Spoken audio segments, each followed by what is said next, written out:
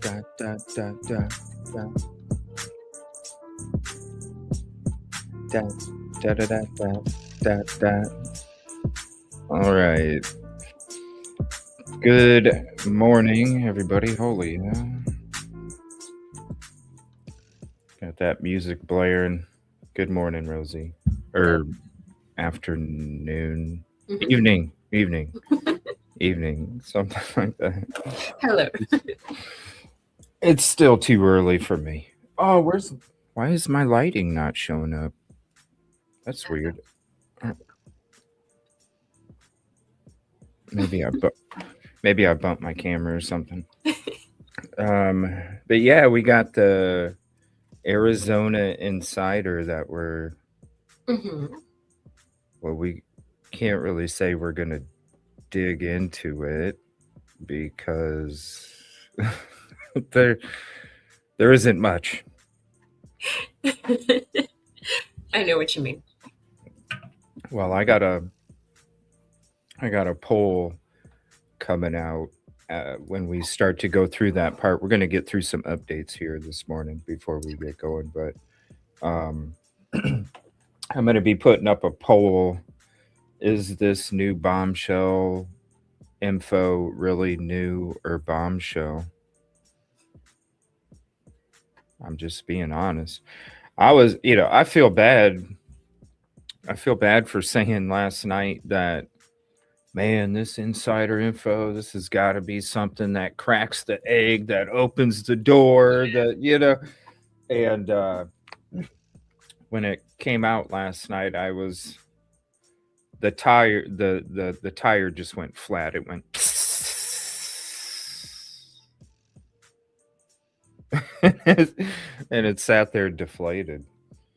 Did you get to check out any of what the Arizona Insider? So I skimmed it. And I mean, I know what you mean.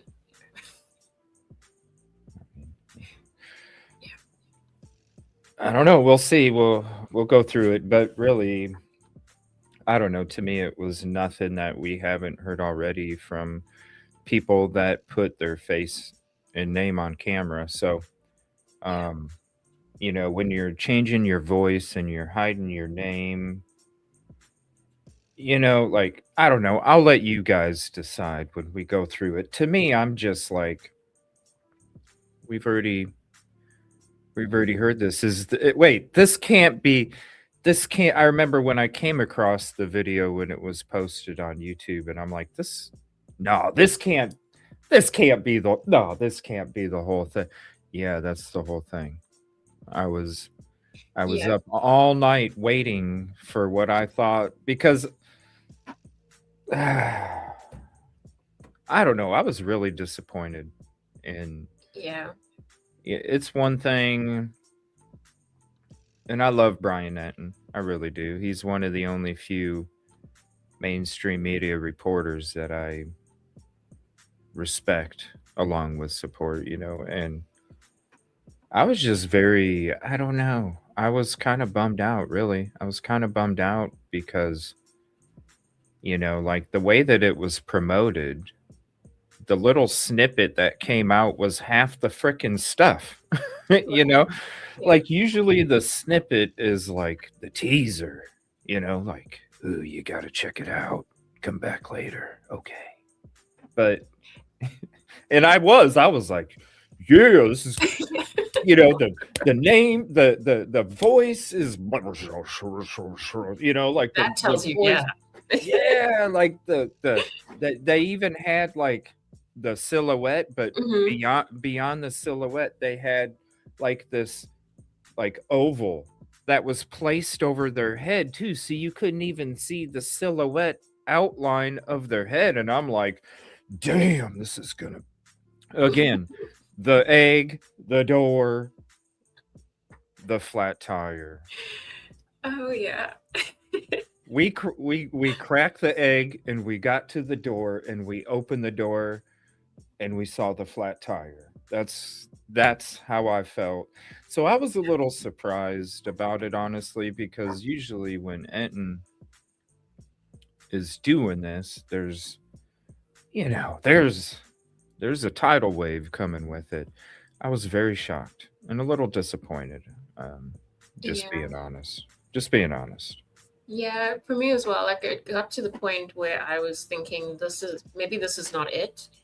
Like maybe this Yeah. is not the right like maybe it's still coming. It, it wasn't even like titled. It was like Mm, the yeah. insider's message to Savannah or something like that. Is that? It was something like that. Yeah. And yeah, so it was, and it had that dude from the free true crime TV channel. That guy. Yeah, the true crime It was channel that more you. him than anything, wasn't it? Yeah, yeah, Yeah. both episodes, because there was two episodes that he dropped yesterday, and um, I remember seeing the skim of it, and I was like, oh, I remember this dude from my free true crime TV channel. You know the No, for real. Like Yeah. you can go to you get your digital cable or your digital antenna box, whatever that thing is called. The little you hook up an antenna to it for if you don't have cable. You know, you hook it up and you get like 40 free TV channels, digital, whatever. And trust me, like I haven't paid for cable, or I should say, I haven't had cable because some people don't pay for it. But I haven't had cable for probably 15 years, maybe more than that.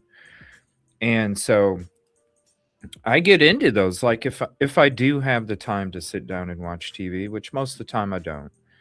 But if I do have any time to sit down and watch TV, I do like to turn on those free TV channels, and I do like to find the true crime one. I can't remember what it's called. Busted or something like that. But yeah, you see this guy that B.Entin had, and he's on the free true crime TV channel, always, being a spokesperson and explaining stuff on the free TV. And so I was like, oh, that's cool. It's like, hey, I get to, but really, you're right, Rosie. Like, there's two episodes, they're like 30 some minutes long. There's just a couple minutes of the insider, and other than that, it's all this guy, and it doesn't look like he's working on that free TV channel anymore.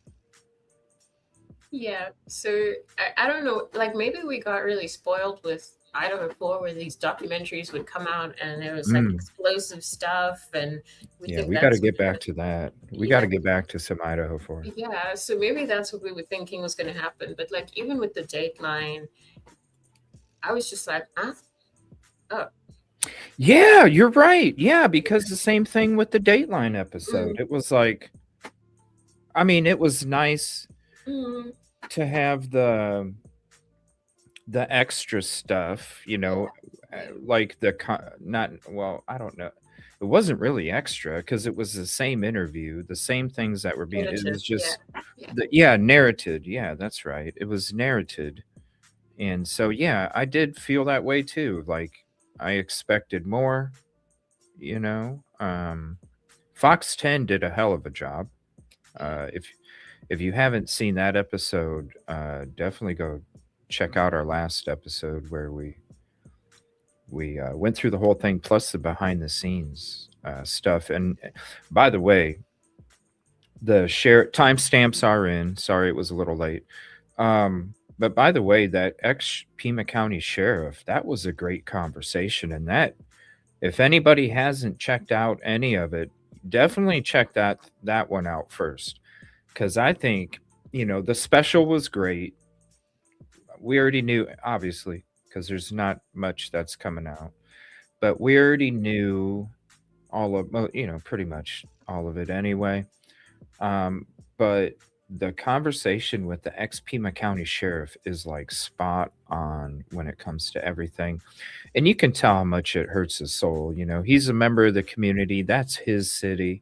That's his department. And, just to feel where they're at, don't, with what happened in this department under Sheriff Nanos, by the way, there's some positive news about Mr. Nanos. Administrative investigation was done. We'll go through that in a second too. But these people, every single deputy, every single, all voted against Sheriff Nanos. That nobody wants him there, and he's running that.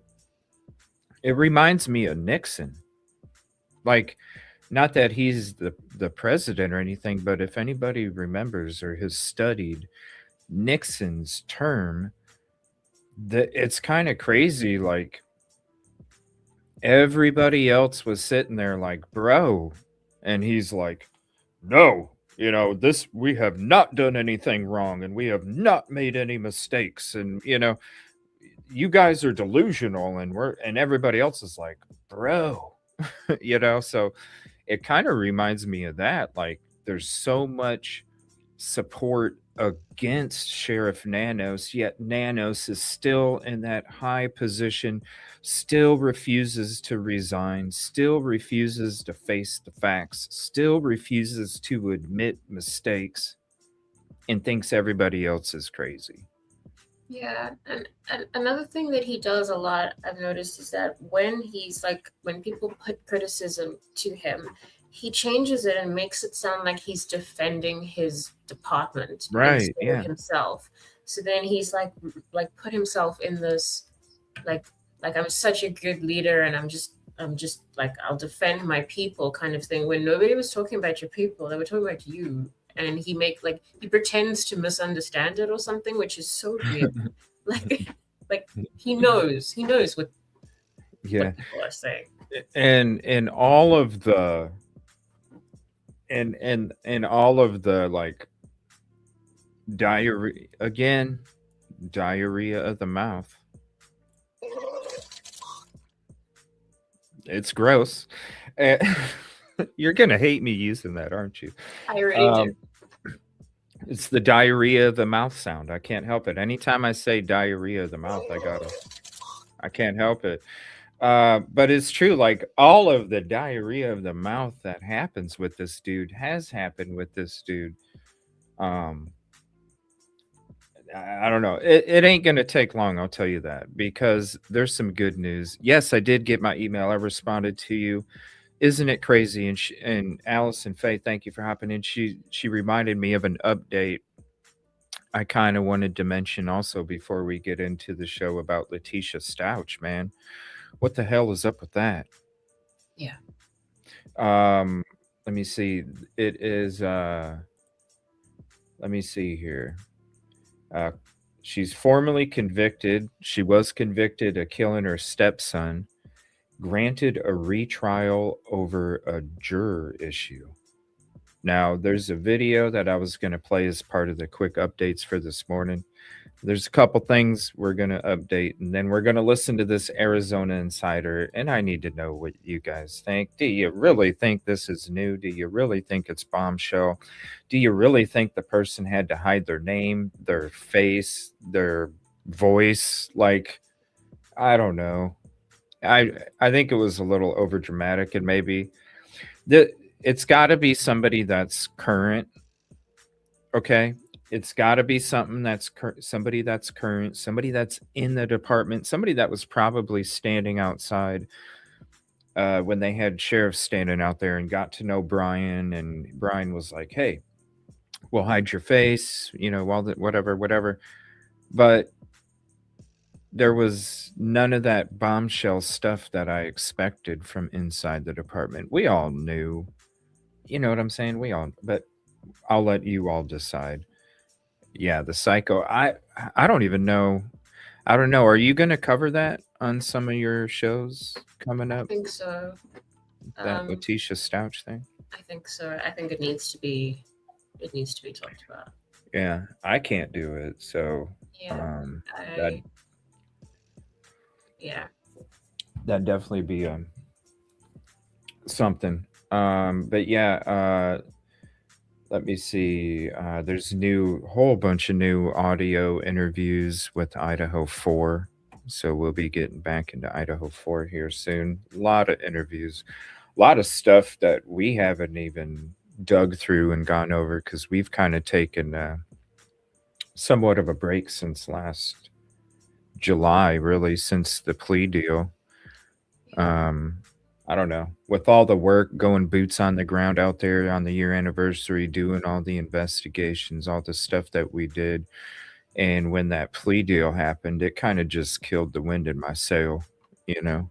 Yeah. Being honest, because I had worked so hard, and then even some of the stuff was going to be used in the trial. Um, I think it was the security cam stuff that we were doing, where I showed all the different cameras and stuff like that. And then also, there was something else too. It's been so long. There was something else, but yeah, after after after the plea deal, I don't know, man. I was just like, you know what? I don't know. I was I was so waiting for the trial. I really wanted to see everything out on the table. I wanted to hear the experts battle. I wanted you know what I mean? Like, I wanted to see everything for myself, being that, covering it from the beginning. It was 5 days after I started my show, the crime happened. That's the crime that turned the channel into true crime and investigations. I wasn't really doing that before, and so, yeah, when that trial didn't happen and the plea deal took place, it was just like there's so many other things that are going to continue to be speculation, and it was just too much. You see all the speculation even after it, it's almost a year later from the plea deal. We're a few Yeah. months away, and just seeing all of the stuff that just keeps getting regurgitated still to this day, and it's just like, damn. But there's a lot of new stuff, that's for sure. Shout out to the people doing FOIAs, Lana, Jules. Shout Yeah. out to them. Yeah. Yeah, Connor, Definitely. Connor, Connor, Connor has been killing it with the FOIAs, man. Christie's Chaos has been killing it with the FOIAs. Connor's getting a shit ton. That's who I go to first is Connor. Yeah. Yeah, lot of new stuff, a lot of good stuff, a lot of interviews, a lot of things that I can't wait to dig in with you when it comes to our knowledge and background of the Idaho 4 case. Applying that also. So, Yeah. um, but yeah, Letitia Stouch, crazy because of a juror issue. Hmm. So I don't know. I Yeah. don't know. Sorry. Sorry. No, no. It's just I was just gonna say like, when we're looking at these cases in progress, like when we're looking at like Idaho 4 or Nancy's case and stuff like that, and we're seeing the evidence collection and stuff live. I know it's not a juror issue, but it does kind of show you how important every step is, because sometime down the line there can just be some technical thing that Mm, undoes everything, and yeah, it feels like for something I don't know. small, like wow, you know. Well, they probably lied on something. I don't know. There's a small video we can check out. There's some updates I'm going to Yeah. go through with you guys real quick. JLR and Nerdy. JLR showed up. JLR was tipped off from somebody on Twitter. She's even boasting about it, about how she gave JLR the information about Nerdy showing up at the airport. Now, Nerdy was doing a peaceful protest. It was even a couple blocks away, and the narrative that JLR was putting out there on the end of his live stream was like, "Oh, they're knocking on my door. They've been calling me, like he's getting harassed." When really they were like blocks away, and they weren't even doing nothing. And then JLR shows up to the airport, finds out the flight that Nerdy was on from this girl on Twitter that continues to boast about it. She's showing up to Tucson on Monday now. So man, it's gonna be such a shit show out there. What the fuck is going on, man? When you're not out there for the right intentions, this is the kind of shit that takes place. Um, so then he showed up at the airport. That's why he didn't go live yesterday. I was out, even we were talking about it yesterday after the show. I was like, I'm surprised he ain't live because he would have been live by now. And then I'm like, I'm thinking, well, yeah, Nerdy did say he was flying to Arizona, but he wasn't putting out the date. And so you kind of put two and two together, and it's like, duh, okay. Because otherwise, the three letter would be sitting in a car somewhere taking live calls, if anything, Yeah. Um, so when you didn't see him live at all yesterday, it kind of made it, oh, okay, this must, okay. But here, what happened is JLR went there and literally started harassing Nerdy when he got off the plane, to the point where Nerdy had to call the cops on JLR. Now JLR has been putting it out there on Twitter that JLR himself was the victim. Like, it doesn't take right, like, a person that is normally going to be camped out or with other streamers getting together, showing fake badges, passing out misspelled flyers. Right. You're not doing that. You show up to the airport where somebody's coming in for them to harass you. That makes absolutely no sense, right? Right from the get-go, it smells. So you go to the airport that dude lands in. But here's the thing, Nerdy put out the document that shows that JLR, in fact, was the suspect, not the victim in this situation. So it's kind of interesting how he put it out there before he fled Florida, because as soon as Nerdy showed up a couple blocks away to protest against domestic violence, then all of a sudden JLR dips to Arizona. The dude's running scared, man. The dude is running scared, where he literally packs up his shit that day and flies the hell out. He's that scared. So then, now Nerdy had already planned the trip to come out to Tucson to raise awareness and do the things that he's doing. And so it was kind of interesting, because now that JLR went back to Tucson, there's a lot of neighbors that ain't digging the domestic violence stuff, and they're not drinking the Kool-Aid. There's a lot of fan people that are drinking the Kool-Aid. It's kind of gross, because it's like, yo, this is domestic violence, man. If you can sit there and support domestic violence, you got freaking issues, okay? It doesn't matter whose name is attached. It could have Michael Thompson. It doesn't matter what name it is. It's the fact that it's domestic violence here. There's more pictures that are out, by the way, and we'll get to those too. But it's the fact that it's domestic violence here, right? And you see the actions of the domestic violence. Look at what happened. What nutball is going to drive to the airport to show up and harass the person? Like, who does that? Like if you're mad at somebody, that's right. If you're mad at somebody, that's one thing. But you literally shut down a day of work, drive to the freaking airport to harass the shit out of that person. That shows there's some issues, bro. Yeah. There's some issues. And you look at the stuff that was already being out there in documents already. Look at the stuff that's been out there for years with these documents. Issues. It's just crazy. Like, so there's a court date, 4/28/2026, that JLR has to show up. But it's crazy. The dude spun the whole harassment thing in Florida, fled to Tucson. After fleeing to Tucson, then Nerdy shows up, and now he's spinning it like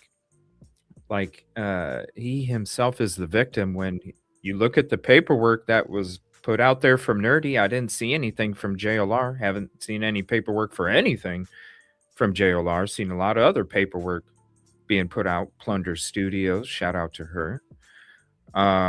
She's putting a lot of documents out there, a lot of 911 call audio. I mean, she's putting it all out there. Shout out to her. From both sides, I have to say, not just from one side. But manipulating these situations. So now these people think that Nerdy is was the one that was the suspect, and it's actually completely opposite. But the thing is these neighbors ain't going to be fooled. You may be able to fool the mass audience. You may be able to fool the mass audience, but you're not going to fool the neighbors. The neighbors, most of them already don't like JLR after this DV stuff came out, and they've seen the documents, they've read the documents, they've listened to the 911 calls. They know. That's why as soon as he's showing up, that's why he's got to be parked out in other places. Dad's Gone Live can sit and park out in front of Nancy Guthrie. JLR can't because the neighbors are already kicking him out of there. So they're not this whole spinning it. You may be able to spin it like Nerdy was the suspect to the mass audience, but with people that actually are looking at the documentation of everything, no. And these neighbors, you already know they are because they already knew the stuff about the DV stuff going on. So you know that they're looking at it, they're reading it, and they're seeing the truth. They're not drinking the Kool-Aid. So when Nerdy comes here, I bet you Nerdy will get the respect. Nerdy will get the respect from the neighbors like Dad's Gone Live does. And you're going to see that it may be spun one way, but it's a completely different situation that's going on. So that's crazy too. Court date now. Now you got some shit starter that was starting shit with the whole flight. Now she's coming out there on Monday. Yeah, I hate to see what's going to happen starting this next new week. It's not about Nancy anymore. It's about just pulling in whatever you can squeeze out of what's left. Yeah. And there's no boundaries, and I hate to see it. Yeah.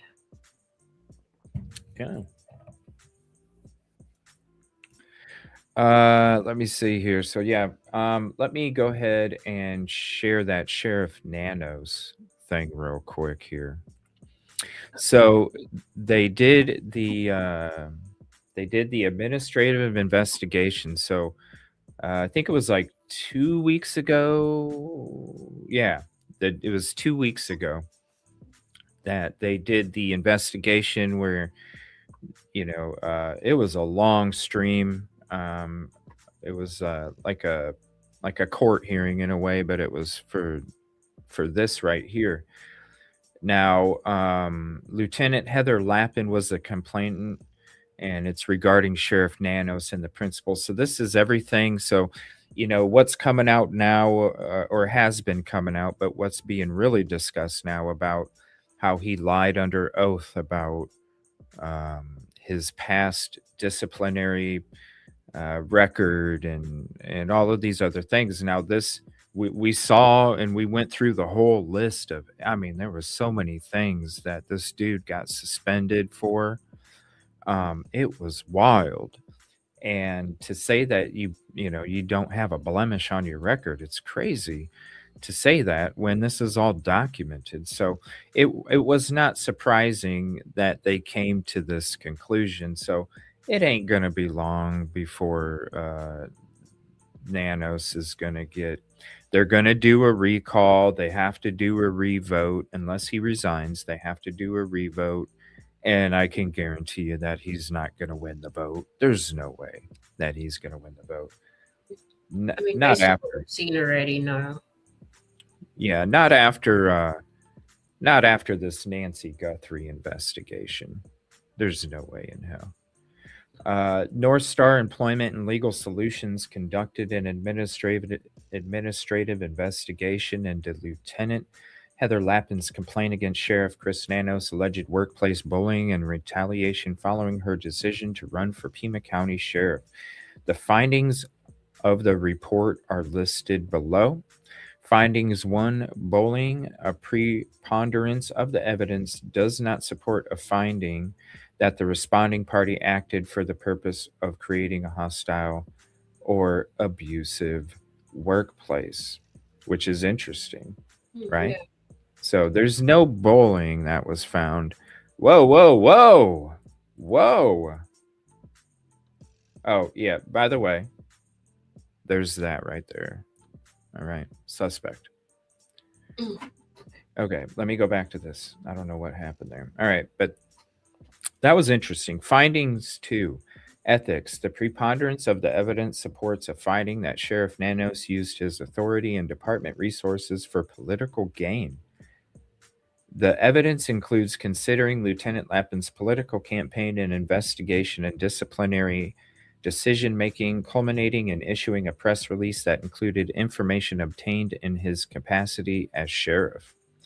Findings three, code of conduct. The preponderance of the evidence supports a finding that Sheriff Nanos violated applicable code of conduct rules by including confidential information in a press release about the reasons he placed Lieutenant Lappin on paid administrative leave following or for political gain. He did not maintain rules about courtesy and civility. Civil civility. Blah blah. Blah, blah, blah, blah, blah. Unique New York. Upon review of the administrative investigation report, the sheriff's actions were found to be inconsistent with the listed policies. However, the sheriff is not subject to these policies as an elected official. So it's a little, but you see the support. You've already seen the record. Yeah. You've seen the support of him being gone.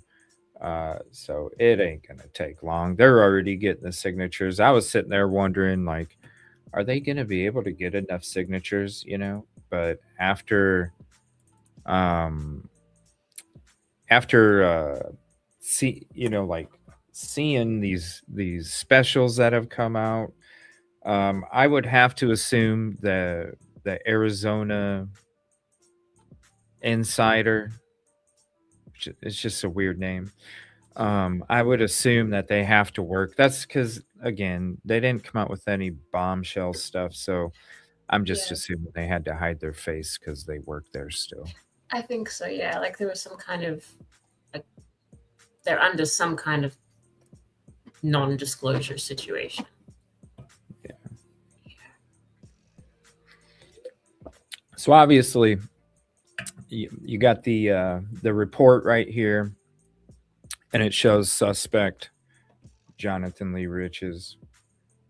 So it's crazy how it's getting spun out there. I think what it is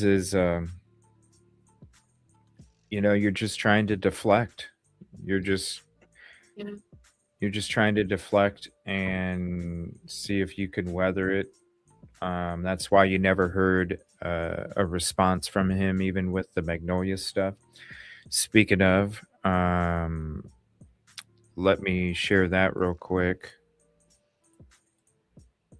When it comes to that, so there's new photos released of the blood in the shower, the towel, some blood that was on the wall there. Actually, so there's new stuff coming out that she actually was left unconscious. Really, I Yeah, haven't seen so that yet. so I guess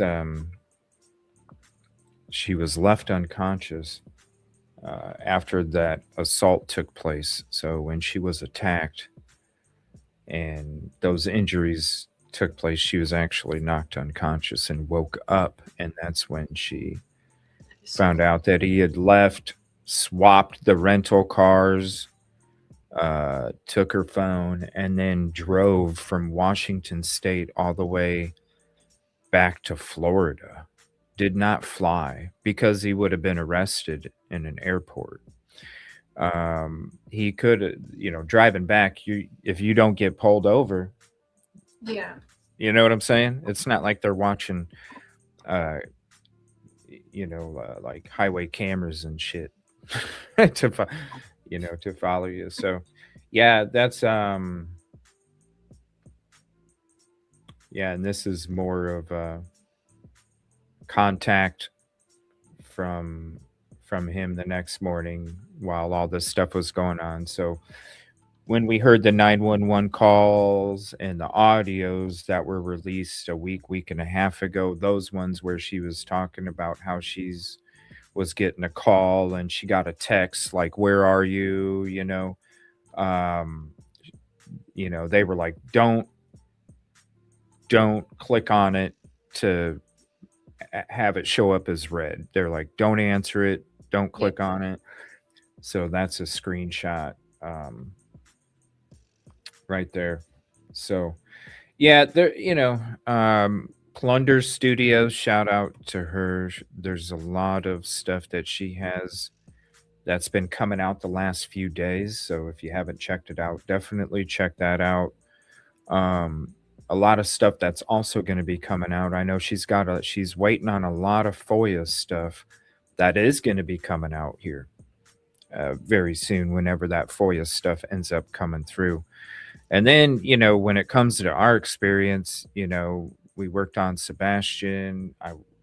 We worked on Micah Miller, Rosee and I, and there was some interactions, personal there. Nothing negative, but at the same time, when we were out there working against domestic violence, coercive control, financial exploitation, it was kind of interesting to see that this person partakes in the same activities as the person that we were protesting against and doing our work for against. So it's Yeah. it's a really interesting when it comes to um, and that's one of the things that I'm surprised that doesn't get discussed, is like all this work for that, and this Yeah. is how, you know what I'm saying. Like that's not really coming up much, but it's really important to point that out. Yeah, so it's but we can check out this Colorado woman formerly convicted. We'll do that Letitia Stausch update. Maybe they'll talk about what the hell is what the hell happened there for the jury. I'd be interested to hear. We can do that update real quick, and then if I believe yeah, I believe that's just the updates that we were going to go through this morning. So let me play this real quick. We'll see what this juror issue is, and we'll see what the hell's going on with this. I just can't believe. I don't know. It's obvious that this lady murdered that little boy. You know what I'm saying? So I hope. Yeah. From what I know of the case, which isn't much, you can pretty much assume, I think. I just hope that it doesn't allow her to get away with it, because that would be very, that'd be tragic as hell. If they were able to get away with this. So let's see what this update is real quick. News 5 at noon. We start with breaking news, a bombshell update in the murder case of 11-year-old Gannon Stauch. The Colorado Court of Appeals has reversed Letitia Stauch's conviction. She was found guilty of murdering Gannon. For more on what this all means, we're joined by investigative reporter Allison Zimmerman from the El Paso County Courthouse. Good afternoon, Allison. Tony, good afternoon. I spoke with a Colorado Springs defense attorney, Jeremy Lowe, this morning. He told me this ruling is not surprising. Now, I want to walk you through some things that could happen now that the Court of Appeals has made this ruling. Lowe mentioned that the Supreme Court, the Colorado Supreme Court, could grant certiorari. That's essentially a review of the lower court's ruling. In this case, that would be the Court of Appeals, but they could also decline to not review that case. And also, the El Paso County District Attorney's Office here could also decide not to send this up to the Supreme Court. Now, he also shared a few different perspectives with me about this ruling, but ultimately, as I mentioned, he's saying this is not surprising. I did ask him, though, what he thought. He is a well-experienced defense attorney here in Colorado Springs. When he learned about the judge's decision not to dismiss this juror during the trial, here's what he said. Why? There were hundreds and hundreds of prospective jurors. Why not just excuse this one challenge for cause? There were countless challenges for cause. Why not excuse this juror and pick somebody else where there's no chance that it's going to come back on appeal for a juror bias issue? Wow. And I want to bring you up to speed here on just what this ruling was with the Court of Appeals. So essentially, they argued that there was a biased juror on this case because one of the jurors has a son-in-law that works for the DA's office. Now, this was something. What the hell, man? That's not good. No. And also, if it were a legitimate concern, I don't understand why it's coming up right now. Like that guy just said, he should have been swapped out ASAP. Exactly. What the hell? You're a relative of the DA? Yeah. How in the hell did you pass? How did you fucking pass the requirements in the first place? That right there, that's not good news. I hate to say it. I really do. I'm also worried about that. Oh, that's not good news at all, because that you can literally get a frickin' retrial. You already know what the playbook is for the prosecution. You got witnesses will have to be, like, evidence fades with time, memories fade with time, Exactly. statements fade with time. Oh, hell no. That is freaking nuts. It came up in trial, but see, I didn't do the trial. Yeah. I couldn't even pay attention to it. I tried doing a show a long time ago, couldn't do it. It came up in trial, but they didn't state the statute. What the hell? What the hell? Yeah. I can't believe that. That is not good at all. I was thinking maybe like they lied about something. Nothing like that. Nothing like that. I'm gonna be honest with you. Nothing like that. That is not good. Yeah, you definitely got to cover that one if you're gonna, Rosee. Yeah, I'm a little Oh bit my in shock. gosh. I am too. Yeah. I am too. I didn't know it was that huge. That can totally, man. That poor little boy, Gannon. Still being abused from this lady. Still being abused through this. That the defense did bring up in the trial. The judge ultimately ruled not to dismiss that juror, but Jeremy Lowe argued that the law is pretty clear here in what it says. And one of the things it mentions is that if there is a third degree of relationship for a juror with an employee of a district attorney's office, then they should be dismissed. Now, we did hear from the El Paso County District Attorney's Office. They sent us a brief statement calling this opinion from the court disappointing. And they say Gannon's family and everyone who still loves him, this is also disappointing for them. And they're going to continue to pursuing justice in this case. Now, this means that the case will need to be retried. One of the things that Lowe and I talked about today is the cost that the community really bears in all of this. Is these trials, especially when you're talking about a murder case, these are not cheap cases to prosecute. And again, you're looking at all the attention that this case has gotten. We'll be following up to see just what the district attorney's office ends up doing. They did tell us that they are working with the attorney general's office to come up with a solution. Again, we're continuing to get more details on this developing story. We'll have much more coming up for you on News 5 at 5 and News 5 at 6. That's crazy, man. Yeah, look, I mean, I suppose the best you can hope for is that even though they know the playbook, as you say, it's just like they're going to have to retry. And that's not good. I mean, it's bad. It is really bad. Whoops. Yeah, that's not good. Yeah. That's not good. There's so many other things that can happen now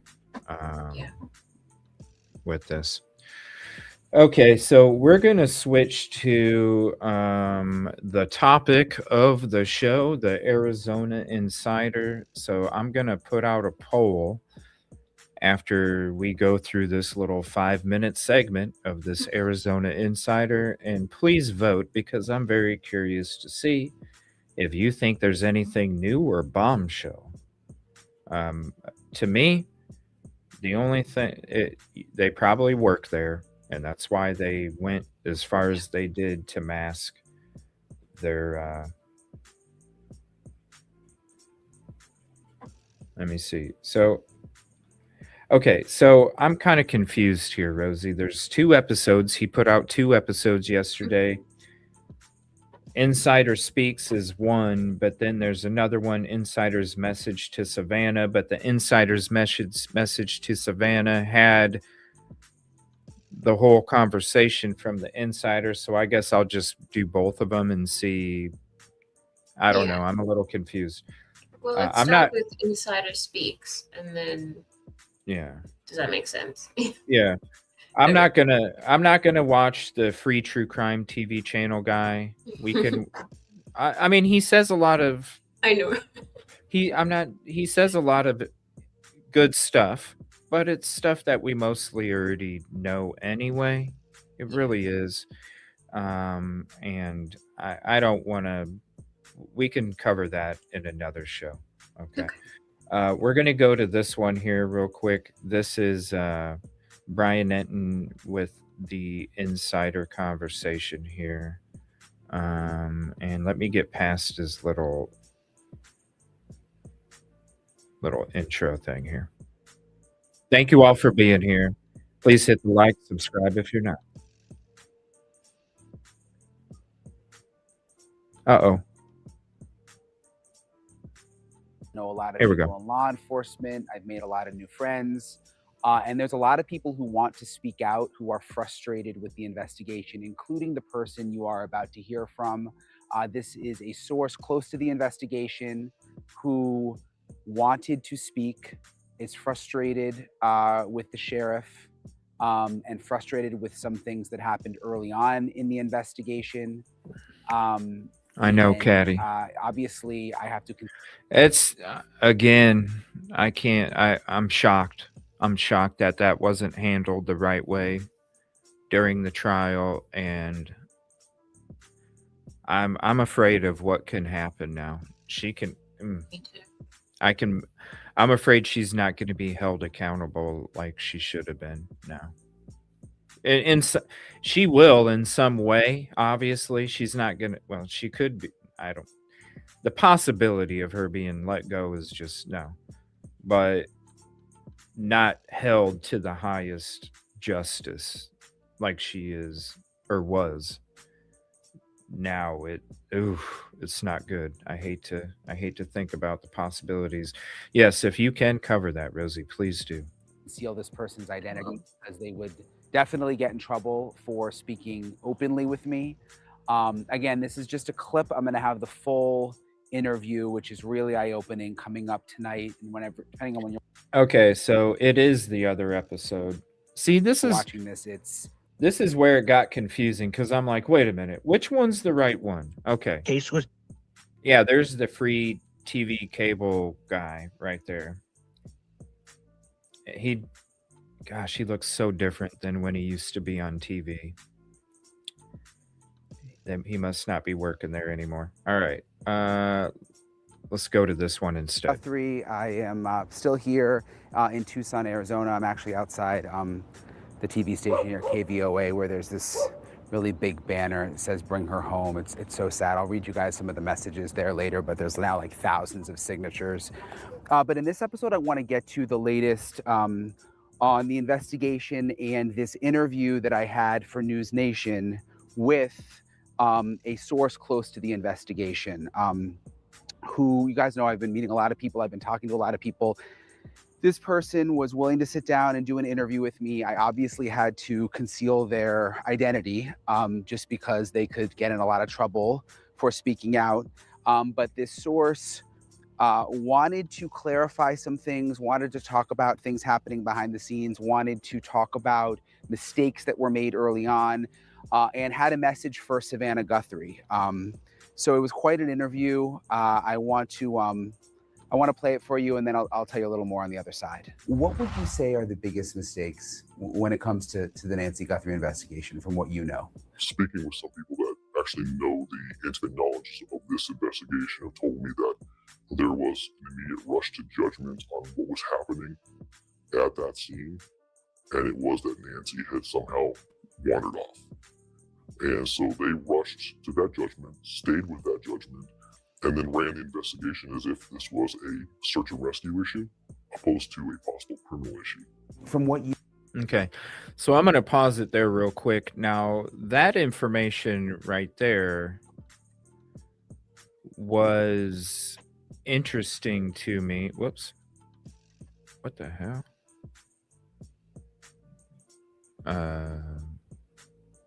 There we go. That information was interesting to me, but I feel, didn't we already, wasn't that something in the beginning that was already being put out there from the mainstream media that there were no signs of forced entry, there was no signs of an assault, there was stuff that was left behind, and that was like the odd thing at the time. This is before the blood on the front sidewalk was being reported. I'm talking like very early, before we even started doing shows on it. I could have swore it was already being discussed about how they were looking at it as a wandered off. I could have swore we heard that. So I do remember hearing that. I don't know where it was in, like, after the case going public and everything like that. But I think the first time I ever heard of this case, I heard on that day that she didn't wander off, and the family was insisting that she couldn't have wandered off because of mobility issues and Yeah. that she didn't have these cognitive issues. So I feel like that was definitely, people were at least like figuring out that it was an issue behind the scenes, which we now know from listening to Savannah, that there was, like, they were clashing on that. So I don't know if we've heard that before exactly, but I think that it was obvious but not confirmed. Yeah, not from somebody that's obviously working on the, it's, to me, that's why they're covered up the way they are. They're working on the investigation. Like I said, it's probably one of the sheriffs that was sitting outside in the vehicle. B.Entin was talking to him, got to know him, and, you know, I mean, it just makes sense. Hello. I'm sure Sheriff Nanos already opened up an internal investigation, personal internal investigation on who this leak is. And I'm sure it's not going to be too hard. I mean, if he's any investigator like he should be, he would already go and look at the people that were sitting out front, the people that would have had the most access with B.Entin. It doesn't take rocket science to figure it out, and I'm pretty sure it's one of those dudes. All right. Now, when it comes to that, though, yeah, there was nothing confirmed from somebody that actually works in the investigation.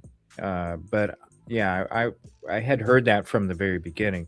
It was when that video was released of the porch guy. When that video was released, that's when I was like, oh, this is definitely an abduction. This is definitely an abduction that went bad. Like, went bad. Because I saw how they approached the camera. They didn't approach it prepared to do what they were doing. And so they wouldn't have been able to approach a situation coming out of the blue that they wouldn't have even prepared for, obviously. If you didn't prepare for the front door camera, you ain't going to prepare for the amount of blood loss that somebody is exhibiting as they're exiting that front. Also, you know, when it comes to this, it makes me wonder, the back door propped open, did they really think that was a clue to them that she wandered off, is because the back door was propped open? And I have to question this too, Rosee. We know we heard about this new stuff about the back door being propped open, but was this propped open from one of the people that was investigating the house? I have to wonder that now too. I mean, I would really hope not, but anything's possible at this point.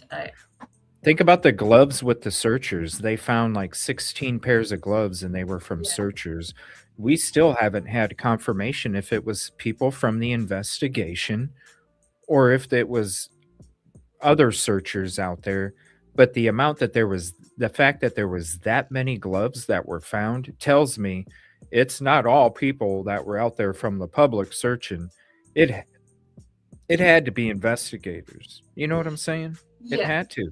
Yeah. So, I mean, the way that it should work, which I suppose it didn't, is that even if you are, like, if you're investigating the scene, the whole point of taking so many photos is so that you can change things on the scene and you have documents of the progression of things. So, like, obviously, people processing a scene need to move things around. That's why you photograph, you move around, you photograph again, so that you have proof that it looked one way, you changed it, now it looks another way. Yeah. If they were approaching the scene like she wandered off, they probably weren't doing any of that. So, like, it's hard to know. Especially a rookie. You know, a rookie that isn't already like ready to handle and shut things down and close things off. And yeah, if you're approaching a scene like somebody walked out the door, Yeah. it's just like they approached the scene for Sebastian Rogers. They didn't do the so- stuff that they should have done. If it you have to explore all possibilities, so you shut it down first and then exclude and break it down to, you Yes. know, So, instead of going backwards. They went backwards, and therefore that creates all that contamination. exactly. So, like, the way what you just said is like perfect, because you're not supposed to go to the scene and be like, okay, this is what happened, and I'm going to process the scene. You're supposed to process the scene so the scene can tell you what happened, right? Exactly. And I mean, it doesn't sound like they were doing that. And if you have the attitude that somebody wandered off, it follows from that you're not going to think there was a crime. So you're not going to treat the scene as a crime scene. Mhm. You're just going to treat it as the last place Mhm. she was. So that's what he's saying means, like, it means that the whole thing was just polluted with that initial opinion. That's why there's no leads, there's no answers, there's no direction, there's no evidence. Yeah, the Bitcoin ransom is the biggest lead that they have, but that ain't nothing. It's been 2 months and you still ain't figured it out. After 2 months, that ain't much of a lead either. So, and this is why I feel that the Guthrie family, it's not going to be. It could be they could sue the city for $1. And I bet that's the amount that they would sue not necessarily the city, but the Pima County Sheriff's Department. Hold them accountable. Sue them for $1. It's about holding them accountable. That's why I feel that one day the Guthrie family, or I hate to say this, the next family that has this happen to from the Pima County Sheriff's Department will then sue that. They need to be held accountable, because if this is what you can do and get away with and it should have been the investigation should have been taken over from day one from the FBI. It really should have, honestly, because it was already obvious that they didn't look at it. You got blood on the front sidewalk, man, and you don't look at it as anything other than somebody walking out the frickin' door?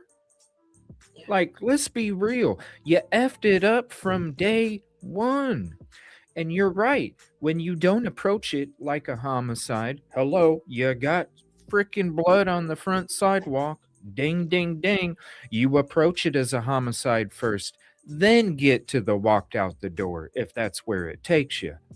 But the fact that you didn't close it down like the scene was a homicide, even though you had freaking a whole bunch of evidence outside that front sidewalk to show that it was some sort of foul play, the fact that you didn't close it down, there's so many things that got walked on. There's so many things that got picked up and moved. There's so many things that took place before they said, oh, shoot, our mistake.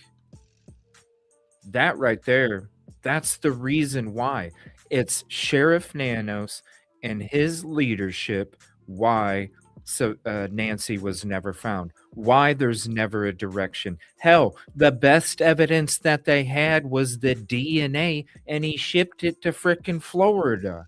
Like, it's his watch that all of this happened. It's because of him. Because I honestly feel if it was approached the right way from day one, grid ground searches day one, all of this stuff, I don't even think we would have made it to day 10, Rosee. I really feel like she would have been found before day 10, before double digits even entered the equation. I really feel that. They need to be held accountable. Yeah, I agree with you. And also when it comes to like this, like presupposing that she definitely wandered off and like approaching the scene incorrectly because of that, I think that like I get where they're coming from a little bit, where the family was insisting she didn't wander off, but the family usually would say that. But the reasoning that they were giving, which was that she has these mobility issues, I think Right. that was like an absolutely very sound reason to say, okay, she didn't wander off. Because I'm sure they've had cases where the family's like, no, she didn't wander off, and Yeah. Well, and it also makes sense why the brother automatically thought it had something to do with the ransom. yeah, You know what I'm saying? Why would you kidnap this lady if it was just a robbery? I broke down the only reason you would is because of a pin, ATM pin, not getting the code. You make her go with you if it is just a robbery.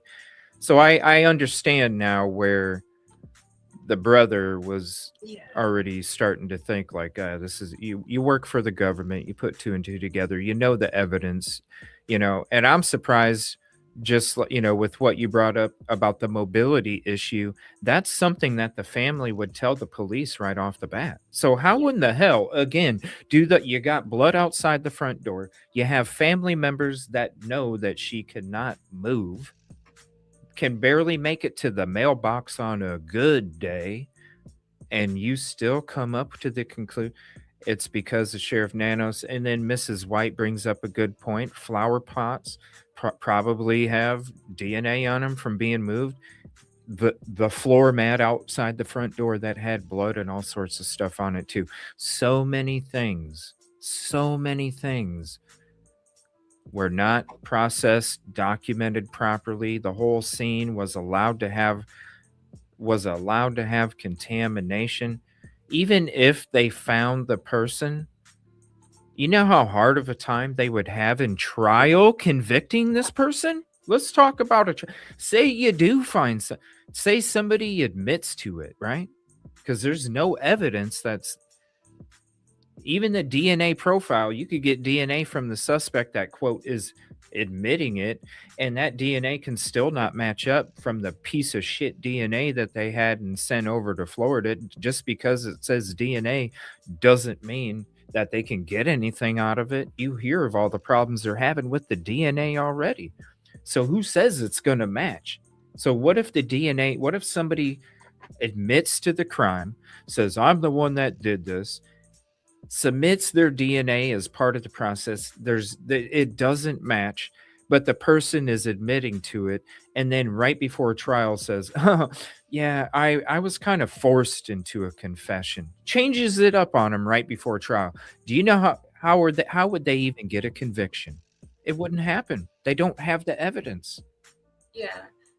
I mean, like, yeah, that's kind of what I was getting at in the beginning as well. Just like something that seems small now is going to matter so much down the line, and it doesn't matter if you feel that you've gotten the person, because there's you have to show that whole process, and that whole process has to actually be like sound investigatively. So like when I first started my forensics degree, I remember in our course, like one of the first things they told us was that the court process doesn't begin when the investigation ends. It begins like when you start investigating. So investigate like you're already being watched for the court. You know, Right. that was Yeah. like that was one of the best things I've ever read in a textbook, was like, make sure that you're preparing for court before you even start anything, because it's going to mess stuff up later. You're part of a chain. That's how it works. Right. You're in a chain.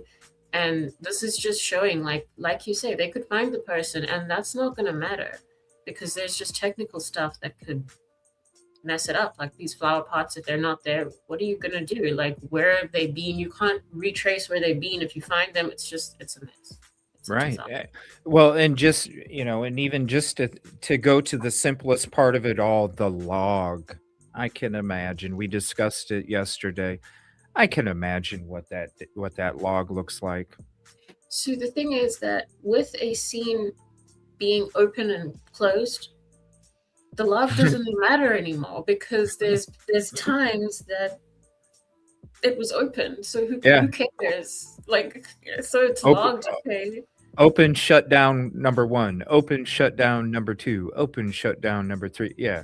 Like, it's nice that you logged it, but let's be honest though, that would take a lot of organization to do that, right? To do that log, that would take a lot of organization, and we've already seen from the day that they stepped foot on the sand on her property, there was lack of organization. I don't see that log being organized whatsoever, period. It's going to have people's names that are missing.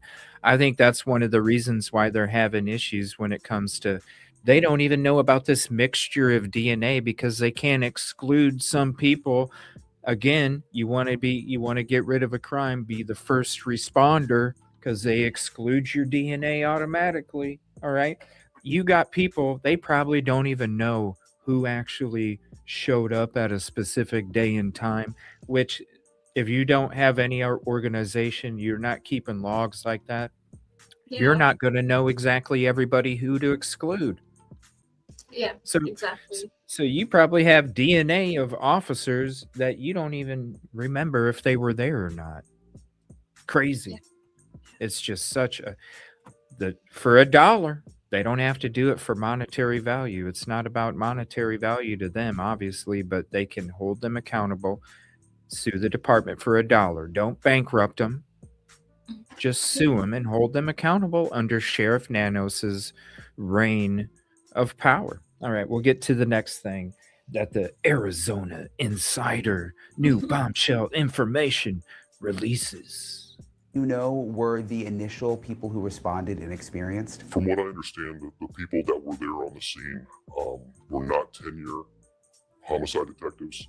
They didn't have a lot of experience in homicide at that point, to include the supervisor, who, from my understanding, never investigated homicide before being installed as the supervisor for the homicide unit. So the supervisor who first responded to Nancy Guthrie's house had never investigated a homicide? Correct. How is that possible? Well, so you have decisions made by people that will install friends and people that can do stuff for them, opposed to people that are there on their merit and can do the job correctly. Do you think not enough evidence was collected? All right. So I'm going to pause it there real quick. We'll discuss that. We discussed that in yesterday's show. That was part of a snippet that was released early about how it was obvious. We all thought from the beginning that Nanos, because he's the one that said, it's me. But really, it is the lead investigator, even though Nanos oversees everything. The lead investigator is the lead investigator. Nanos is just going to trust his lead investigator on the investigation. And so, again, it was kind of obvious. It was like, what the hell are they doing? What are they doing? So it was no surprise to me that we heard from this insider that the detective never even investigated a homicide before. So when we go back to what we heard a minute ago about how they show up in their, it's being looked at as somebody that walked away. Now it makes sense why the lead investigator wasn't anybody that had previously investigated a homicide. That makes sense. You keep those people in the office. But once you have whoever was out there go to the front door and see the sidewalk and see the blood, that's when you do call the investigator that has worked on a homicide before and have them come over and take over. Yeah, because I mean, like, from what I like, it might not be the same there, but I mean, the lead investigator is supposed to be directing like crime scene technicians and stuff on what they want documented. And if you haven't really, like, a lot of that comes from experience. If you haven't really done it before, you probably wouldn't even know where to start. And it would be the right thing to try and get somebody who's done it before to at least guide you. If not, like, just call in somebody who's done it before. Especially as high profile as Nancy became because of Savannah. Yeah. Like that's when you're making sure like you dot your I's and cross your T's on everything. You don't make no mistakes because you don't want that kind of publicity to be put back on your department. And It's that simple. That's what worries me about like what has gone on before, because like they were probably like, well, just carrying on with how they usually do things, and they didn't anticipate that so many people would be watching what they're doing by this point, because they just didn't realize like the publicity of what they were taking on. So like what has actually gone on before now, we don't know. It's not good. And I feel so bad for the family. By the way, if you're enjoying the live stream, help us reach more people. Make sure to drop a like, subscribe, comment, and share this out to your socials and friends. We appreciate you very much. Help us hit that algo. Appreciate that. Also, Chula needs to be found, who delivered the Amazon package that we all seen in her doorway. Mrs. White, the Amazon driver, Uber driver, media streamers, they need to, logged. But when you're looking at how there was no organization whatsoever from the first step, that's why they're having all these issues. Good to see you too, Diana. Thank you for hopping in. Appreciate you very much. All right, we're going to get to this next part now. B.Entin asked, I'll go ahead and rewind it a couple seconds. B.Entin asked if this person felt that they collected all the evidence that they could, and we all know the answer to this already. Hell no, they didn't. Install friends and people that can do stuff for them, opposed to people that are there on their merit and can do the job correctly. Do you think not enough evidence was collected? The fact that detectives had to return to that location not once but several times leads me to believe that they should have handled it differently. They should have kept the scene secure. Do you get the sense right now that there's anyone that they're seriously looking at? The people I've talked to that are still in the know on this investigation tell me that there's no direct suspect right now. There you go. Obviously, they didn't collect all the evidence they should have. You didn't take one of the most important pieces of evidence that was outside, and that was the floor mat that obviously the person that committed the crime stepped on. That's obvious. That's obvious. Why the back door was propped open, I don't know, but I'm still saying they left out the front door. You don't bring her back up to the front door to spit. You don't. No. You don't. And if you're a criminal, you're not going to be bleeding like that and walk up to the front door to leave your DNA there. Obviously, it was Nancy's because it was tested and determined to be Nancy's. They obviously left out the front door. It was obvious that the person stepped on the floor mat. It was obvious that there's blood on the floor mat. It's obvious that whatever this person stepped on, dirt, grass, maybe from another location, hair fibers from the floorboard in the car. Like, dude, there was something that could have got embedded in that floor mat. And the fact that that wasn't even taken, of course, all of the evidence was not taken. It should have been closed off properly. The repeating opening shut down. You have different, just like Idaho 4, it was the house at first, then it became the parking lot with the house, then it became the parking lot behind the house. Like the crime scene, you don't do it that way. You go from the outside in when it comes to the crime scenes. You make sure you collect and document everything outside and work your way in. You have two teams, one on the outside, one on the inside. One's documenting everything on the inside, another's documenting everything on the outside. You get everything documented, then you're able to do all that other stuff. Yeah. Not a surprise. Not a surprise. But I do find it interesting with this insider that he's not really, I guess he's doing it on purpose. He's kind of trying to describe everything so that it's what he's heard. So like he's an insider, but he's an insider talking to other insiders. Like nothing is, yeah. Yeah, he's one of the dudes that was sitting out in the car watching the house that B.Entin had some of the most access to get friendly with. Guarantee it. I guarantee it. And I guarantee that if we really wanted to look, I don't really care to, but I can guarantee there's only 3 freaking people we have to start with. And after only having to go through 3 people, I'm pretty sure you could find who it is. You know, you go back, you look at press conferences, you go back, you look at interviews with these individuals, you can see the cadence, how they use their words. I mean, you can figure it out who it is. It ain't going to be that hard. But I guarantee that's who it is. It's somebody that didn't go inside the house.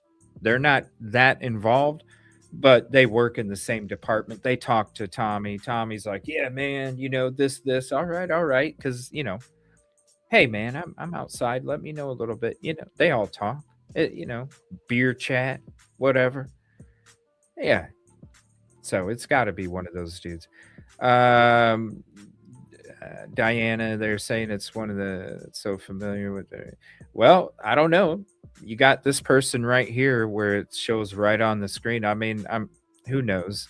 You know what I'm saying? There's no leads. You know what I mean? There's no real suspects.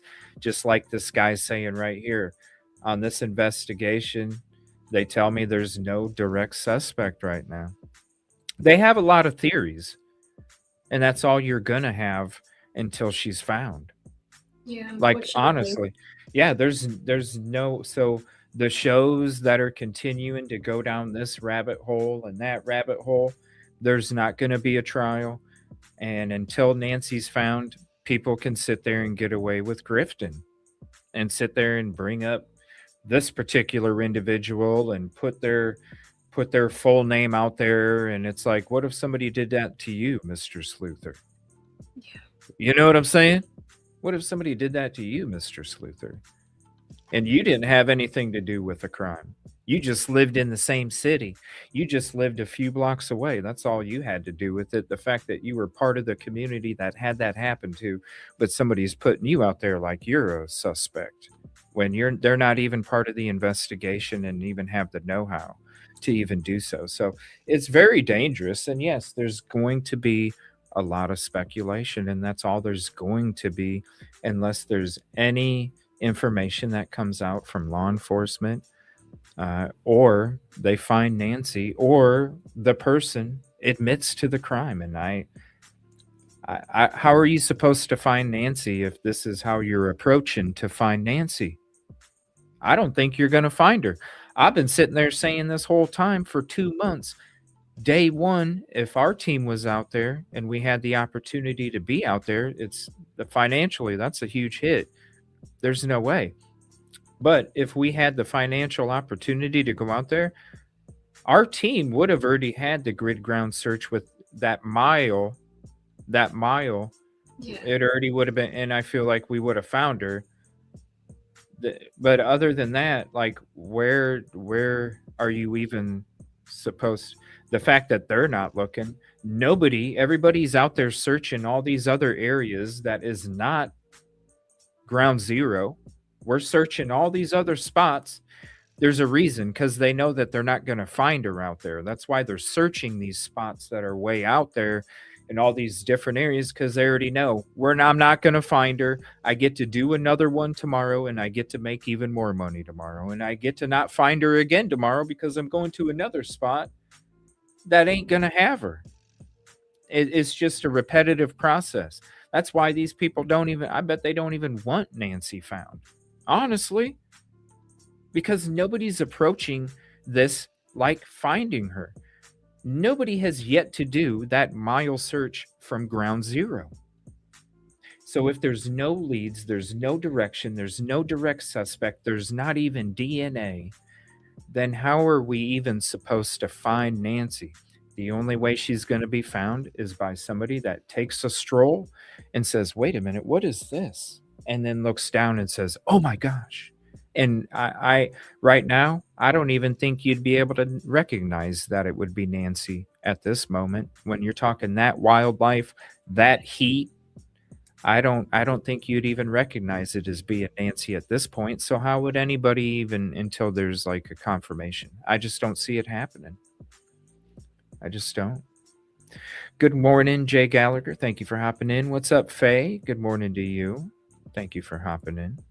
Yeah, I just don't see it happening. So there's going to be a bunch of speculation, and that's all there's going to be at this point.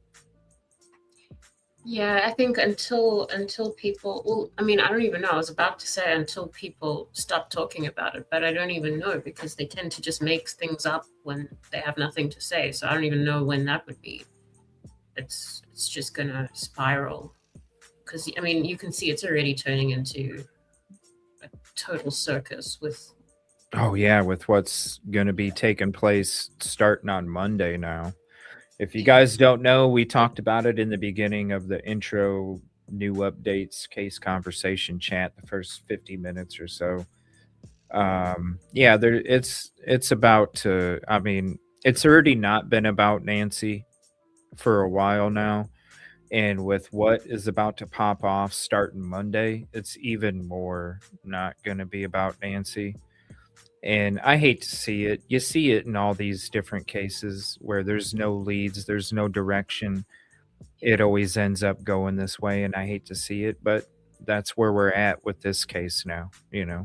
We're at that part of the road. So, but yeah, no direct suspect. Why would you expect one when you handled the investigation the way that you handled it? You're not going to get one. It's just not going to happen. No name on the table. Is that shocking? Not with how the investigation's gone so far. Right? We just said it. You have individuals that are either lucky as hell or more cunning than a lot of people have seen in the past. Yeah. If you take the first, extremely lucky, maybe his luck will run out, but so far it hasn't. But if you take the second one that was extremely cunning, there's a chance that he may have covered his tracks so well that we may not find out what happened right now. Obviously, we're hiding your identity right now because you could get in a lot of trouble for speaking out this way. What would you want to say to the sheriff if you could? I would say that he ruined a great department. It's savable if he steps aside, and I would ask him to step aside. How would you describe morale at the sheriff's office right now? I would say right now it's extremely low. This is the lowest I've seen it. There's a lot of embarrassment, especially with the news conversations they've had with Nanos, his interaction with the media. When the press conferences started happening and the interviews with Nanos, what were you thinking? Shut your mouth. Stop talking. That's pretty much what we were all saying, is why is he out there saying that? The no confidence vote, I mean, that every single deputy in the union voted that they don't have confidence in the sheriff, I think to a lot of outsiders was like, wow, I mean, every single deputy. Yeah, this isn't the first no confidence vote that we've done. So it should have been no surprise to him, especially with what's been going on. So not only our local community, Arizona in general, but just the nation now sees that we have no faith in Chris Nanos. Is it awkward for people working there? I think everyone is walking on eggshells. What would people in the department want to say to Savannah? Just to explain to Savannah that just because we... All right, let me pause that right there. Let me go back to this right here so we can chat about this for a second. He said, like we just heard, every one of the deputies voted no confidence in Sheriff Nanos. When Nanos was up there speaking, we weren't the only ones sitting there going, why in the hell would he say that? People in his own department that work for him were sitting there telling them that to amongst their peers. Why in the hell is he shut the hell up? Yeah. I bet That's they're how all walking serious on it is. eggshells. Yeah. Yeah. I bet they're all walking on eggshells. I can't imagine, you already see like the document that we started off in the new updates for the show today about Sheriff Nanos and the administrative investigation that took place. You know what I'm saying? Like, he reprimanded somebody because they ran against him.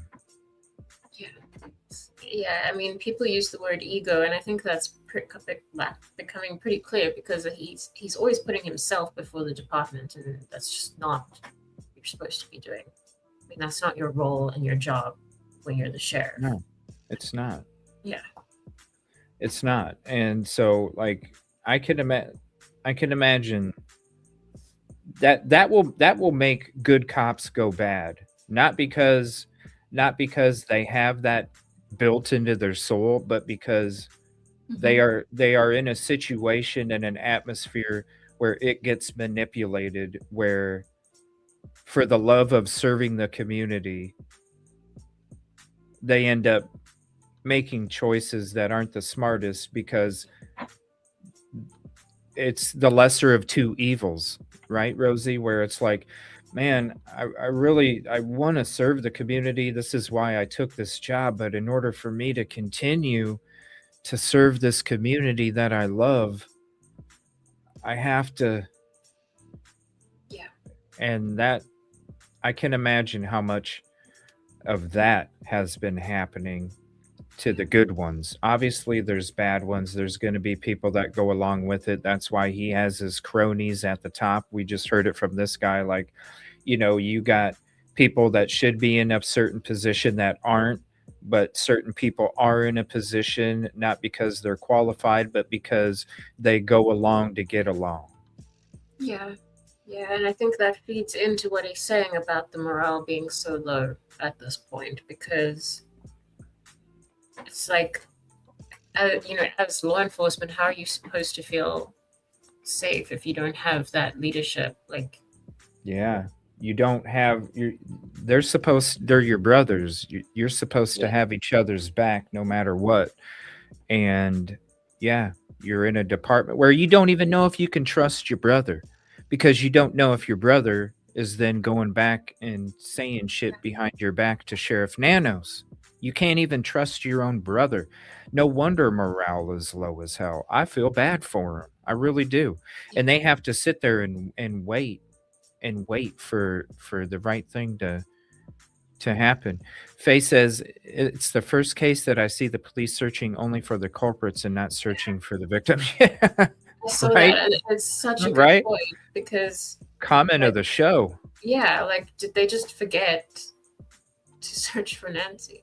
Like, It's crazy. And even the people that are out there making 200,000-300,000, getting all this nice electronic equipment, and they're not even doing that half mile to mile grid ground search to see if Nancy's in some bushes somewhere, because she didn't make it far, you guys. I've been saying it from the beginning. I've been saying it from when that video first came out. I said she didn't make it far. You mix the way that they didn't prepare for the crime scene, you mix that with the blood loss, it doesn't end good, and it doesn't go very far. That's why I felt this whole time that we would have found her if we would have had the opportunity to go out there, because I know we would have been able to do that 1 mile grid ground search. If they didn't want to do it, if nobody else wanted to do it, we would have done it. And I really feel like we would have found her. I really feel to this day in my soul 100% that Nancy has been laying in some bushes not far from the house and didn't make it past that first sunrise. And I'll still continue to feel that. My soul My soul has just been feeling that. I'm not saying nobody hasn't been searching Blondie. What I'm saying is there's been a bunch of people searching areas that are far away from the house that have nothing to do. And obviously she ain't gonna be there. There's nobody, whether it's the sheriff's office, whether it's the FBI, whether it's any public searches, nobody has done the grid ground search of a mile from ground zero. Nobody. And that should have been done in the first week. It would have taken about a week and a half. Like I said, if anybody wants to fund our team, $3,000 to $4,000 will cover the flight, the rental, and the time and the supplies that it takes to perform that grid ground search for a week. Like, it's right there. But the fact that nobody has done that, and people are literally making hundreds of thousands of dollars off of this, right? Just think if 3 to 4,000 of the hundreds of $1,000s that has been put out to 5 different areas, just think if 3 to 4,000 of that would have been put to our team, we would have had that grid ground search done in a week and a half, 1 mile, and I really feel like we would have found Nancy.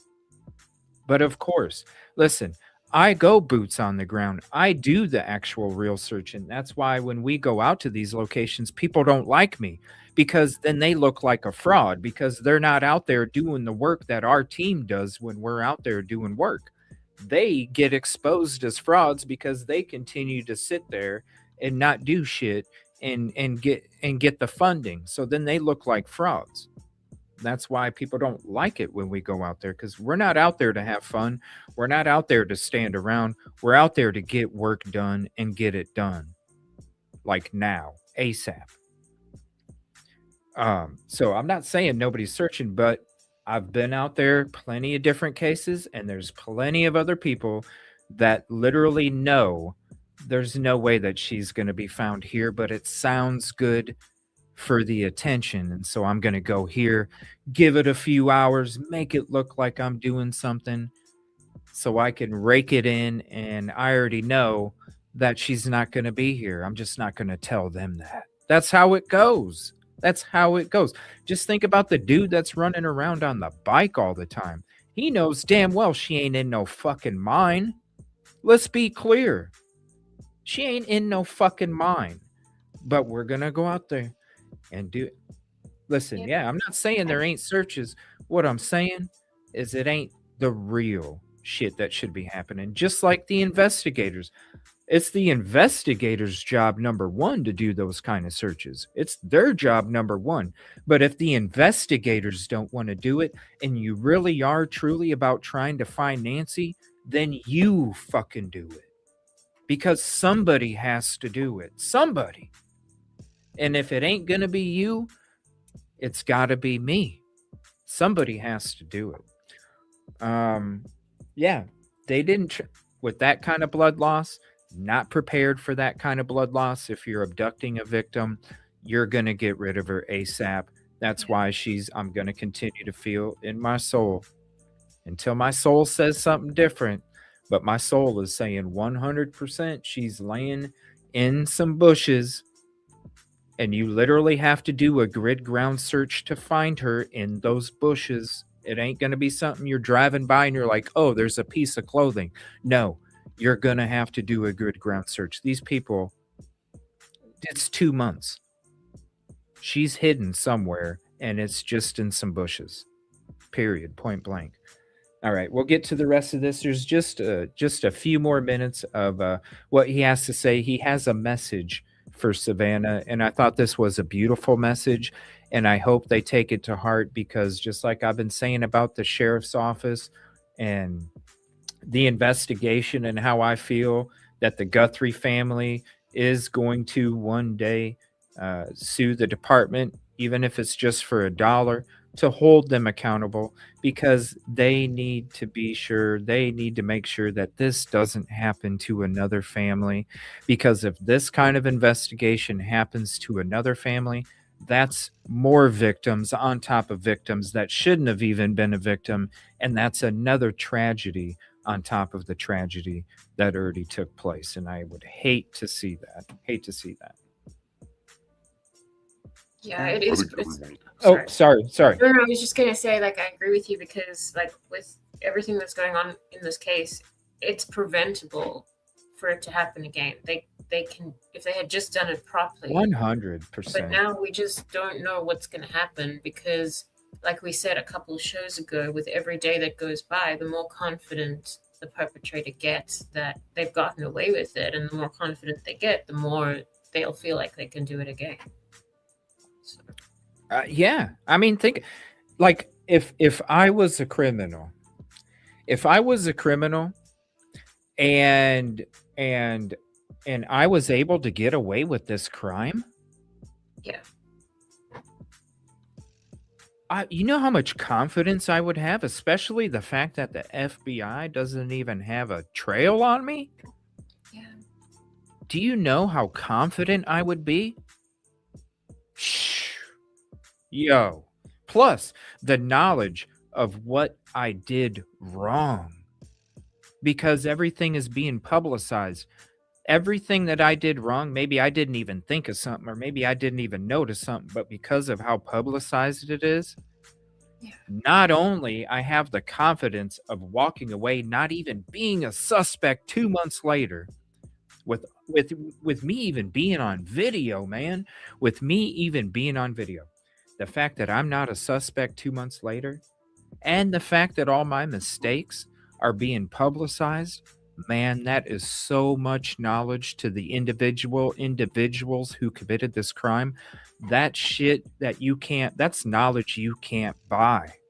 That is knowledge right there that, like you said, you can take into the next crime, into the crime after that, and you continue to gain that knowledge. The fact that you were able to get away with what you were able to get away with, even though it was a botched investigation, there still should have been something.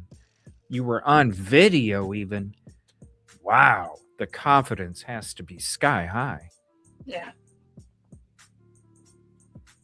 Yeah. Yeah, that right, Faye?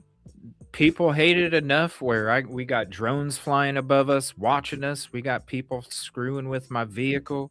Yeah. Yeah. I remember. Yeah. Because people get exposed as frauds. Yeah. Sorry. I had to rescue baby Angel. For anybody that doesn't know, I had to rescue baby Angel.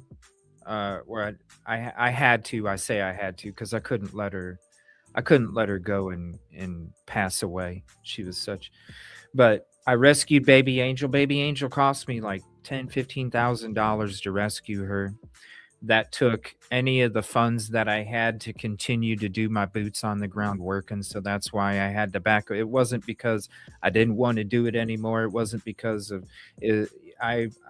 Baby Angel came to me in a part of my life where I needed baby Angel, and she saved me as much as I saved her. And so it was that decision where I had a decision: do I continue my boots on the ground work, or do I save baby Angel? I chose to save baby Angel. And then after that, I took a long ass break. Didn't even know, I had gotten struck so many times from YouTube, shut down 5 times in 2025. I was shut down 5 times, and it just hit me, a lot of stuff going on in the background, with family and stuff like that it just all hit, and I had to just step away for a while, so I took a 6-month break, had to, for mental health reasons. I had a lot of stuff coming in my direction, and I had to face the fact I love boots on the ground. I love going out there investigating. I love doing all those things, and that was another thing that kind of took a mental hit to me too, is I had to give up my passion. I had to give up my passion because I never won the lottery. I'm not made of money. Everything that I did, I sacrificed to the maximum. Anybody in the background that knows, whenever I was doing my work, I sacrificed to the maximum. Even went without, for a lot of personal stuff, I went without, stuff that I should have had. I went without just to continue my passion to help others. And that was another thing that really hit me, was having to give up that passion. Even though I was saving baby Angel, it still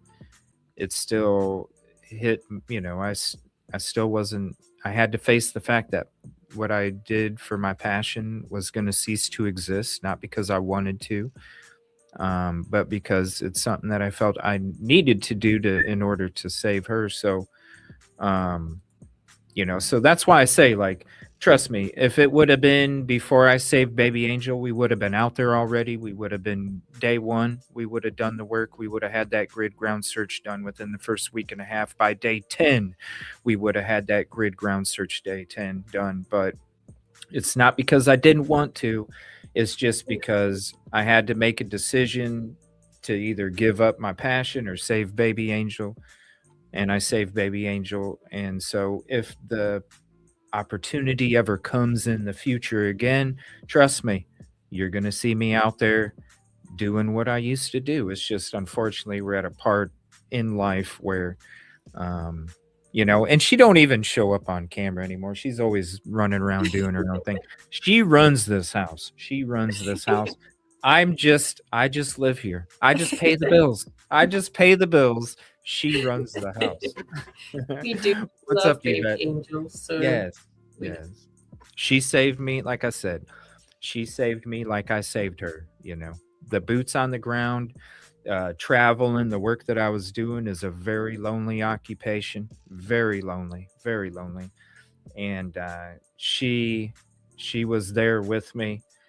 We were traveling together. I built a little thing that, it was her own little apartment in the vehicle. We traveled, we did a lot of stuff there, initially in the beginning, and then a lot of the health stuff with her we had to deal with, and it was, and it came out of nowhere too. I wasn't expecting, that kind of saving that she needed, but with what, the health stuff, it was, you have to. So she saved me as much as I saved her. As much as I don't get to do my passion, I'm so thankful that baby Angel came in my life, and she really did save me. So that to me is worth more than anything, even more than my passions. All right, so we're gonna get back to this real quick, unless you have anything you want to throw in real quick. No. We're gonna finish off. He's got a message for Savannah, and I hope their family takes this to heart. Past the botched investigation, I hope they really know that this department, regardless of Sheriff Nanos, regardless of his decisions, his lack of leadership, the no organization, the obvious corruption, the scandals that are going to get exposed coming up, beyond all that, the people that work there behind the scenes really do truly care about Nancy and the Guthrie family. And so I think out of everything that this insider has mentioned in this clip, I think this is the most powerful and the most important part of it, the message to the Guthrie family. And we'll listen to that real quick here. Is walking on eggshells. What would people in the department want to say to Savannah? Just to explain to Savannah that just because we have an incompetent lead doesn't mean that we don't care, that we don't want Nancy to be brought home safely, and that we're not with her in this. We are completely with her and her family on this. I really appreciate, obviously, that So that's all that the Arizona insider had. Give me 1 second. I want to pause it on this right here. We are completely with her and her family on this. Yeah. And that's the most important message. I hope the Guthrie family really does separate Nanos and his lack of leadership to the people that really do care about the community, and because that's why they do that job. You know what I'm saying? That 99% of them do that job not because they're like, hey, I might get lucky and get shot with a bullet today. No, it's because they really do truly care about the community enough to where they will put their life on the line to protect their community. And so I really hope that the Guthrie family feels Yeah. that message from this insider. Yeah, I was gonna say, Thank you so because much. like they joined law enforcement for a reason, and it's definitely not for everyone. It's a very difficult thing to do. It's a difficult decision to make. So it Mhm. must be painful for them to not be able to do it. Like Yeah. they must be feeling very like stuck and powerless when it's actually on Yeah. them to do this. So I can only imagine, like, I know that the Guthrie family is going through the worst possible thing Hmm. imaginable, but the police who are feeling like this one, I mean, I feel for them too. It must be really difficult to be stuck like that but want to help. I can't imagine, and good morning, Smokey. Thank you for joining. Appreciate you. And let me put this poll out real quick before we chit chat and close it down. Thank you all for being here. I put out a poll. Is this new Bombshell info really new in Bombshell? Just let me know. Vote, please. I don't know. It didn't seem too much Bombshell. There was a couple things that, yeah, was it new? Yes, it was new. Was it obvious? Yeah, it was obvious. Yeah. Yeah. So like I said, it was confirmation on stuff, but we knew it. Yeah. Yeah. Yeah. So yeah, I hope that they can find I can't imagine being a family member that has to go through trying to have justice for any victim that you love and having to deal with the investigative effort that took place. For any victim, it doesn't even have to be abduction. It could be just a simple assault. I just feel bad that because just as much as we know that they're there for the community and they do they do the job because they care about the community, we also know that there's situations where they don't. And this is why we talk about them so much, no matter what case it is because it's not fair. Like, each one of us live in our community and we hold our first responders to a high standard. You know what I'm saying? And for anybody to live in a community where you can't even trust your first responders, that's such a claustrophobic feeling that has to exist when it shouldn't even be that way. And it's not fair. That's why there's laws in place for this stuff not to happen. And when you have a missing family, a loved one, and the investigation happens the way it does day one, I would be so upset. I would be wanting to get physical. You know what I mean? Like, that's how upset I would be, because it would be like, especially if you could have, like, that one ransom, right? The one ransom that came out. I've already said I feel like they were all fake, have the whole time, no proof of life. If a ransom's real, they're going to have proof of life, even if she's not alive. They're going to snap a photo to make you think that she's alive, even if she's not, right? There would have been proof of life. But the one ransom that was for, I'll give you the name if you just give me 1 Bitcoin. Why in the F that was never paid, even from TMZ, because TMZ is the one that got it sent to him. Why wouldn't you even allow, like, look, you don't want to negotiate with people like that, right? Yeah. Let TMZ do it, right? You don't have to be the government. You don't have to be the Pima County Sheriff's Office. You could just sit there and go, TMZ, if you want to do it, go ahead. We have nothing to do with it. We're not advising you either way. So that way they don't have any part in it either way. TMZ could have paid the dollar, or not the dollar, but the 1 Bitcoin to get that. Like, why that never even took place, why that was never even allowed to happen. Have TMZ be your scapegoat. as the one that negotiated with the kidnapper. You know what I'm saying? For 1 Bitcoin, we didn't do that. That right there, even though it's not real, I don't think it's real.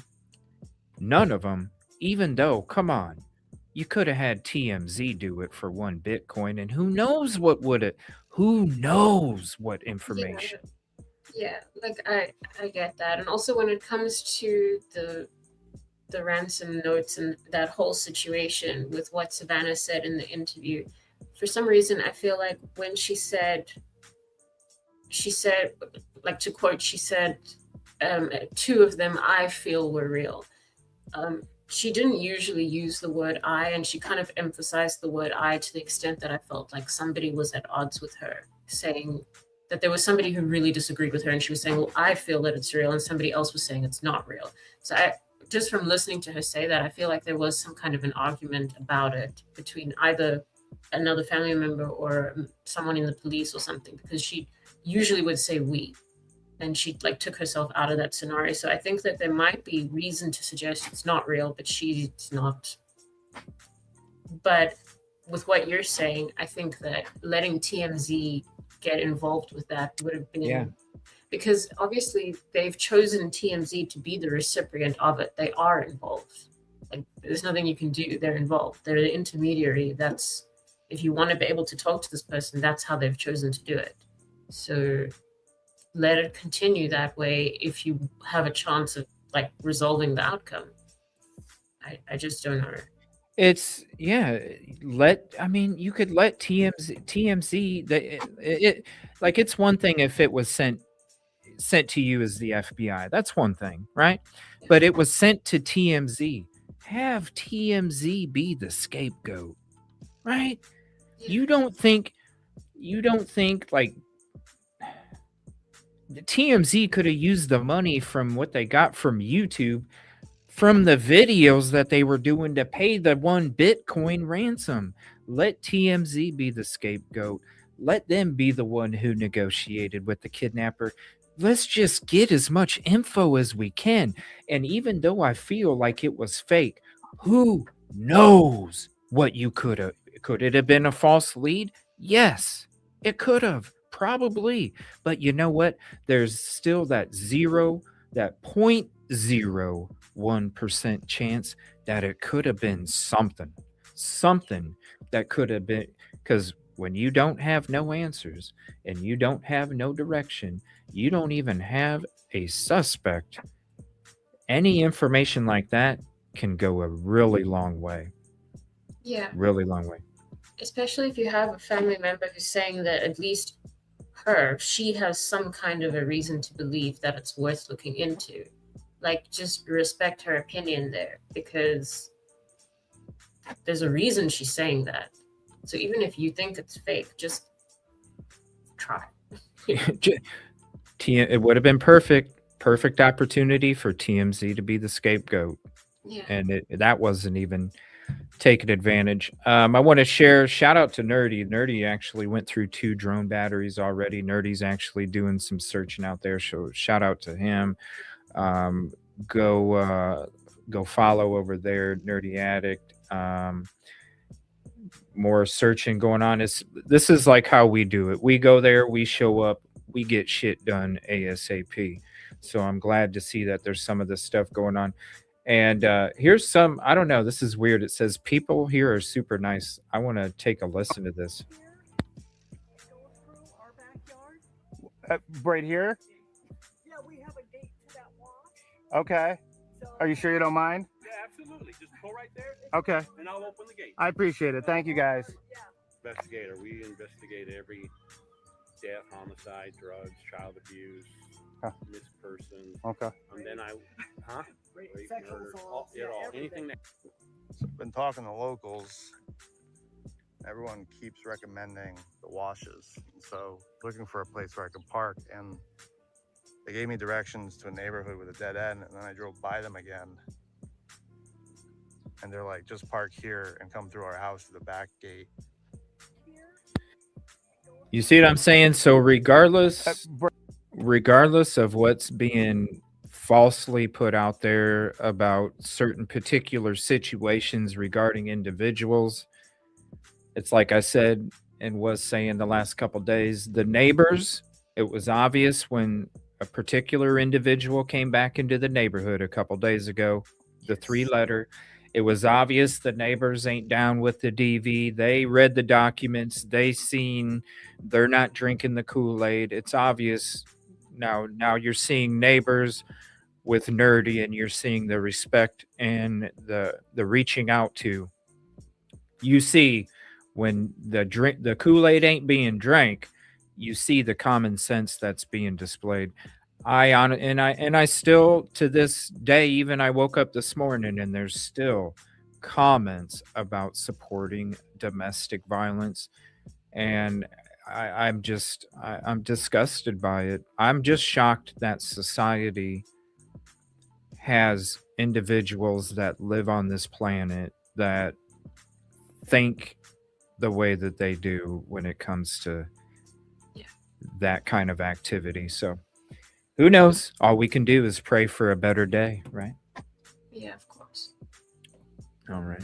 Well, that's all the show we're going to have for today. Appreciate you all very much. We might be back later on with an episode of Brighton Police Department Open Patrol Live. We'll see. Well, look for the noti to come out on this channel if we get together and do a police simulator episode tonight, Officer CJ, Officer Rosee.